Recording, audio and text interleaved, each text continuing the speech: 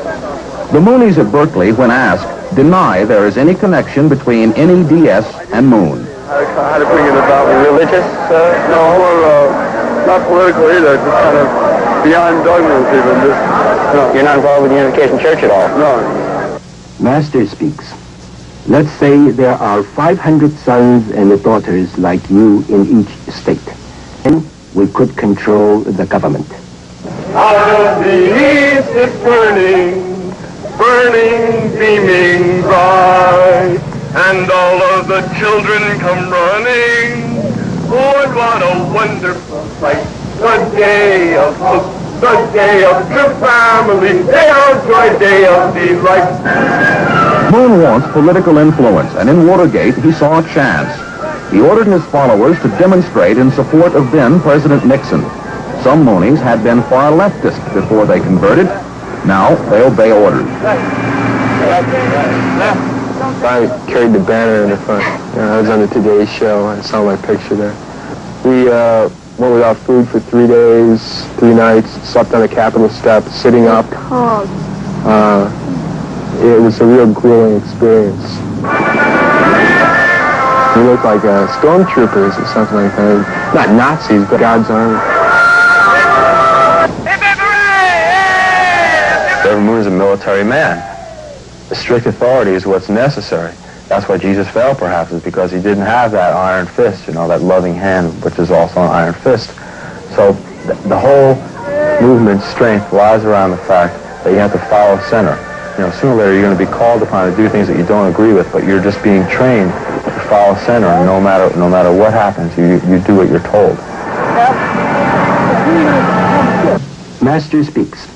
In case of war, we have to train ourselves for the rainy day, for the war to come.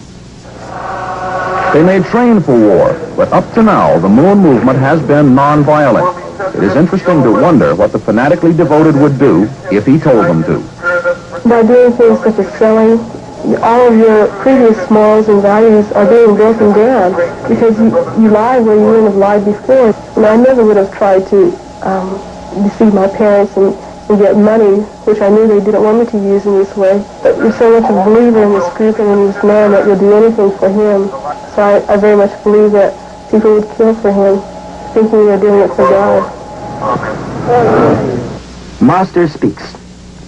If the U.S. continues its corruption, and we find among the senators and the congressmen no one really usable for our purpose, we can make senators out of members. Moon wanted to address a joint session of Congress, but he had to settle for a prayer breakfast at a Washington hotel. A few members of Congress attended. Moon talked about God, not about his contempt for them or for the United States Constitution. Without God. Master speaks. We must have an automatic theocracy to rule the world. The separation between religion and politics is what Satan likes most. Moon's support did win him an audience with Nixon, whom Moon said only God had the authority to remove from office. The next day, Nixon's daughter and son-in-law, Tricia and Ed Cox, mingled with Moonies in Lafayette Park. Master speaks. The whole world is in my hand, and I will conquer and subjugate the world. Moon's overtures to President Ford have been deflected, but Moon knows how to mingle with the powerful. During a cross-country crusade last year, his speeches were preceded by banquets to which community leaders were invited. Moon clearly dreams of the day when power will be his. Master speaks. The time will come without my seeking it, that my words will almost serve as law. If I ask a certain thing, it will be done. In the meantime, waiting for that day, Moon does what he can. In Westchester County, New York, Unification Church owns nearly 300 acres, including Belvedere Estate, now a training center, and 200 undeveloped acres, which may be used for a university. A university would attract more young people than a training center. Master speaks. We know those who hate the Unification Church most are the Christian people. They hate us because Satan is in them. In Berkeley, Moon's protege, Mose Durst, head of the NEDS, lives in this $250,000 mansion overlooking San Francisco Bay. Moon stays here when he's in the Bay Area. The mansion is owned by the New Education Development System, not Durst. However, Durst, his wife, and a third person own the Unification Church Center in Oakland. One of two Moon businesses at the center staged a conference on energy at the Claremont Hotel. Some well-known scientists attended. Master speaks. Out of all the saints sent by God, I think I am the most successful one. In Korea, Moon's organization gives anti-communist training to government employees, illustrating how close are Moon's ties to dictator Chung Hee Park. Rumors of Moon's connections to the Korean CIA were so widespread that ads were taken in American newspapers to deny them. Master speaks. From this time, every people or every organization that goes against the Unification Church will gradually come down or drastically come down and die. Moon's main opposition has come from parents like Ruth Weiss, who is dying of cancer and whose daughter Jane is a Moonie.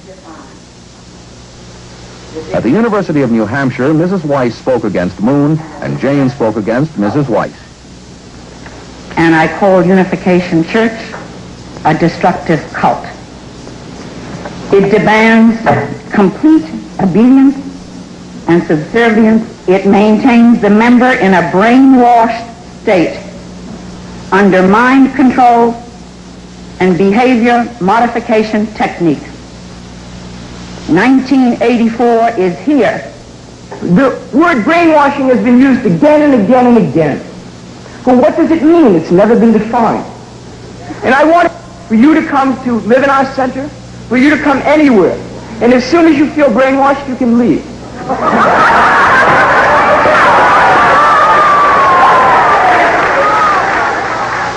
She had a breakdown. She had just been out of the hospital a week. And it's tough to get your head together. And she was working very hard. And I was very proud. And suddenly, she's gone. And returns 1 week later, grinning. You've seen him.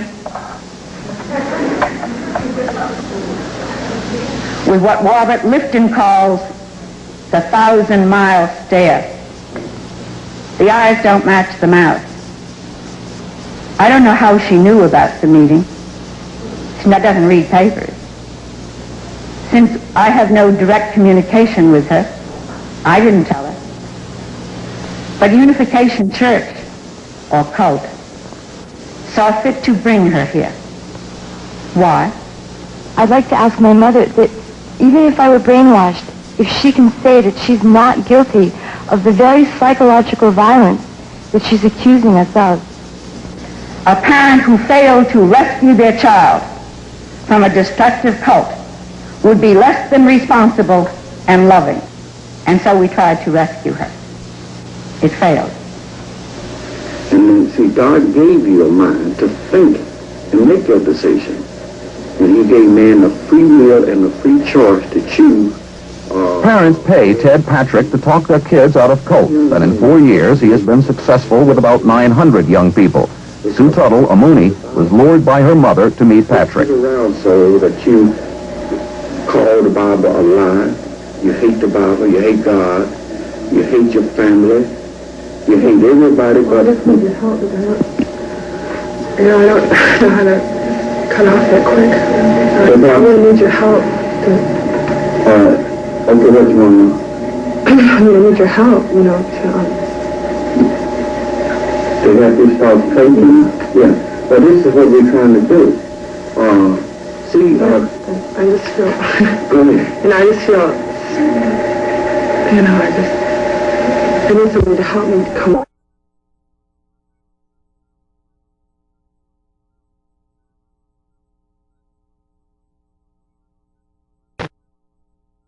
I'm going to be talking about something that at some point or another, concerns us all. We're going to be talking about the Unification Church with Dr. Mose Durst and your concerns about it and comments and any questions that you may have about the Moonies. We as parents, I think, are concerned about groups like the Moonies, and you see young children or young adults in airports, at bus stations, on street corners. They're selling flowers. They're collecting literally millions of dollars. The Moonies, I believe, have 3 million at least members in the world, 40,000 members here in the United States, and they are a concern. The only problem is we don't know enough about them. And Dr. Mose Durst is here today to answer some of the many questions we are sure you have. And let's welcome him now to People Are Talking, Dr. Mose Durst, President of the Unification Church. Good morning. Welcome. Have a seat. Welcome to the show. Thank you. Well, the one question we always hear is it a cult or is it a religion? Well, the word cult originally is a neutral word that just means a group of people. But as with any religious group or any group that you don't like, you usually think of a word or a name that will somehow minimize their humanity so that you don't have to deal with them fully as human beings. I think the Unification Church is a classical religious group in that our beliefs are based upon ancient and classical ethical principles. One test of a healthy religion, or religion that's perhaps not so constructive and healthy, is to look at its ideals. Very few people actually read the theology or the ideals of any religion. But if you look at a religious group and you examine their beliefs, and you see that their beliefs are consistent with healthy, constructive religious teaching throughout the ages, then you've got a pretty good basis to know that this is a healthy group. Let's assume then that the beliefs of the group are healthy. Let's talk then about the means to that end. And we have read and heard about certain methods used by the Unification Church to recruit members. And I'd like you to discuss that, if you will. How do you get these young people? I understand that we have read and we have heard that these young people are on college campuses. Why are you smiling like that? Are vulnerable to the that you approach them, that they are taken away and more or less brainwashed. And I'd like you to really address that issue of how you reach the end. Right. Well, I think any effective religious group that is truly able to inspire people with an ideal in a world that's not ideal is seen as somehow doing a strange thing. There's a whole classical genre of anti-religious literature. The parents of St. Francis, if you read his biography, took him to the civil authorities to get the equivalent of a conservatorship on him. The brothers of St. Thomas Aquinas put him in a tower with a prostitute to break him of his faith. Any person who is moved sincerely by the depth of God's love and the power of an ethical ideal will be moved. All the great prophets have said that the world is sunk in vice. What we need is men and women of virtue. And to bring about that transformation, it's what's called in religion the process. Now let's talk about the conversion process. If you want to call it that, we'll let you call it that. How does it Let's talk about approaching vulnerable young people on the streets and taking them away to attractive young people who are approaching them, whining and dining them, treating them very nicely. No wine, okay. Dining them, treating them very nicely. It's Coca-Cola. And in many instances, get them to the point where the kids call home and say, "Mom, I'm not going back to school. I'm where I want to be. I want to know how you get there." Right. Well, of course, the usual accusation against our movement is that we get the cream of the crop. I mean, our students are graduate students at Harvard, Yale, Princeton, and so forth. And we have doctors, lawyers, professors. And the average age of members of our movement in America is 28 years old. So these 28-year-old kids who are going to the best schools in America are usually attracted by an intellectual ideal. Dr. Stilson Judah at the Graduate Theological Seminary in Berkeley points out that the great appeal of the Unification movement is an intellectual appeal. People are moved by a rational understanding of God. Our age is a rational age. We have to understand God not just sort of blind faith where you just sort of feel warm and runny inside, but we have to understand things intellectually and rationally. So the great appeal of our movement is a rational appeal. Do you feel you're beating around the bush? Well, the response, you know, when you meet people, if a young person met you on campus, you look like an idealistic young man, someone would come up to me and come up to you and say, well, would you like to talk about ideals, or would you like to hear about what we're doing? We feel that we have a very constructive, vital, life-giving ideology. Would you like to come over tonight, have dinner, and listen to some of our ideas. Who's the we you're talking about in that case? Unification Church in Baltimore. We have a great many centers. I understand. Would you say to me that, hi, I'm a member of the Unification Church. We'd like you to come over to our house and talk about ideals and life? Normally, I would sit down and just start a conversation, have a cup of coffee. If you're reading the Baltimore newspaper or watching TV, say, hi, what's happening, or what are you doing? The idea of loving someone is trying to establish a relationship. We're not trying to lay a trip on anybody. We're trying to establish genuine, loving relationship with another human being. Nobody wants to talk about God. God has got the worst PR going. You have to establish a relationship before you talk about anything. You know, we have read and have heard about young people who have been recruited into the Unification Church, as Richard mentioned, and they are, in many ways, deceived. And we've read about heavenly deception. Could you respond to that? Yeah, this is one of the classical types of anti-religious literature. They'll deceive you, they'll take advantage of you, they own all the banks, they're foreigners. There's a whole typology when you don't like a religious group. The Jews own the banks, the Pope is going to control everything, if the Catholics get in, the Mormons are doing strange things. Every religious group is seen as they're pushy, you can't trust them. If you look in the library, there are 12 volumes called Prejudice in America. Each volume is called Kike, Mick, Spick, Wop, Nigger, and so forth. Now we just happen to have Mooney as the latest volumes. It's been published. You say this is the second time you said that you're a group, religious group, that is not liked. Why do you think that you're not liked? Well, because we represent a challenge to the larger culture. Anyone who stands up for an ideal... What is that challenge? A challenge of an ethical ideal in a world that's bombing out. A world where that's essentially decadent, immoral, that essentially is do my own thing. Here you have